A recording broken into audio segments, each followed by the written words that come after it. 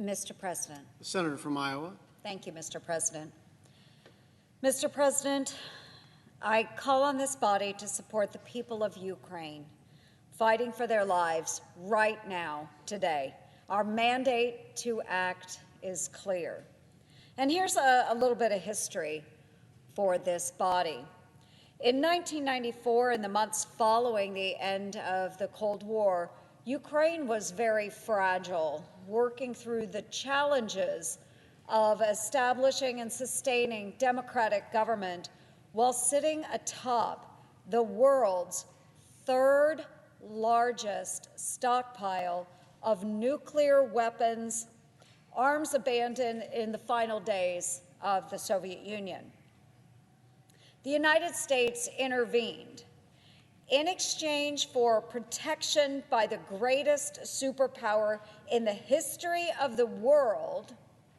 Ukraine dismantled and surrendered their nuclear armament entirely.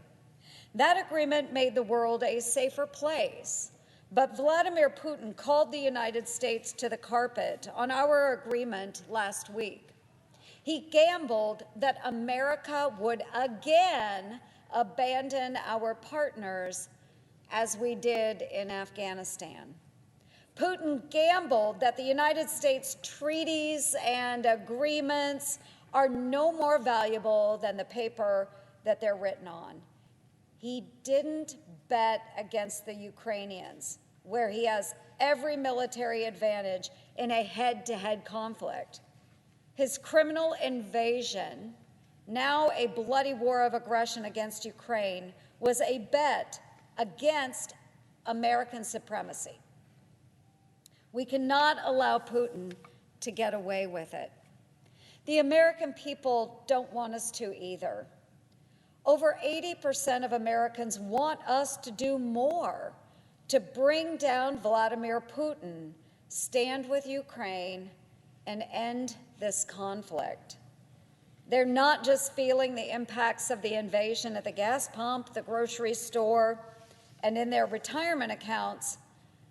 They feel it in their hearts.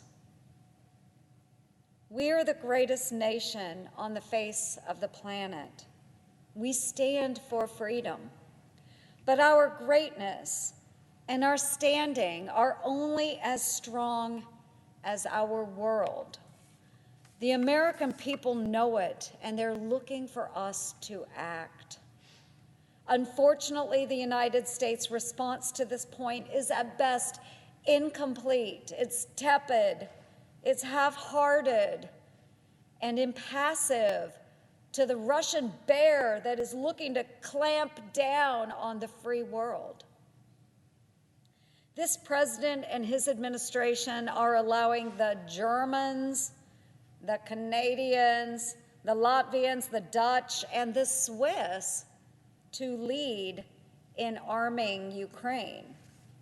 This body, my colleagues and I implore you, we can do more and we can do it better. We've seen the classified reports.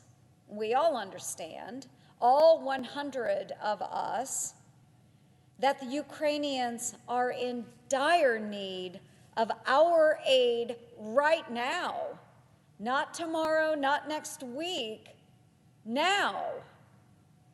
We also know the volume of not just combat capability, but logistics supplies, secure communications equipment, medical kits that we have purchased and staged all around the world to secure our partners. My amendment does not spend another dime of taxpayer money. It calls on the Secretary of Defense to mobilize existing equipment, including provisions meant for Afghanistan to arm Ukraine. This equipment will never be used by U.S. forces, but it is simply sitting in warehouses across the world.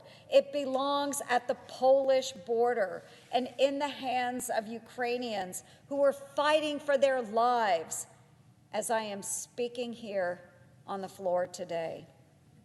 We know that we have capabilities we bought for Afghans that could be loaded and flown to Poland to help our counterparts.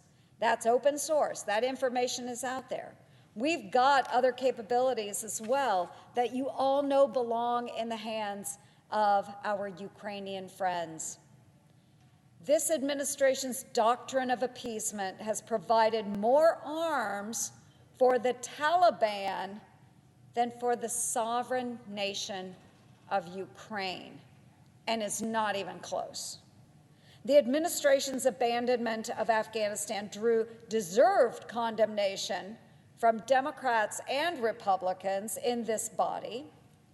But today, and every day we don't act to arm our partners in Ukraine, we will be held to account. If we don't act now, this body's lack of immediate attention and action on this matter will be recorded in history. We took an oath to support and defend the Constitution of the United States against all enemies, foreign and domestic. That obligates us to secure the home front, but also to stand with our allies and partners. Our oath demands Congress, just as it demands our men and women in uniform, protect the American people. That vow compels us to honor our commitments abroad, stand with freedom, and do what the American people sent us here to do. The fight for Ukraine doesn't end today.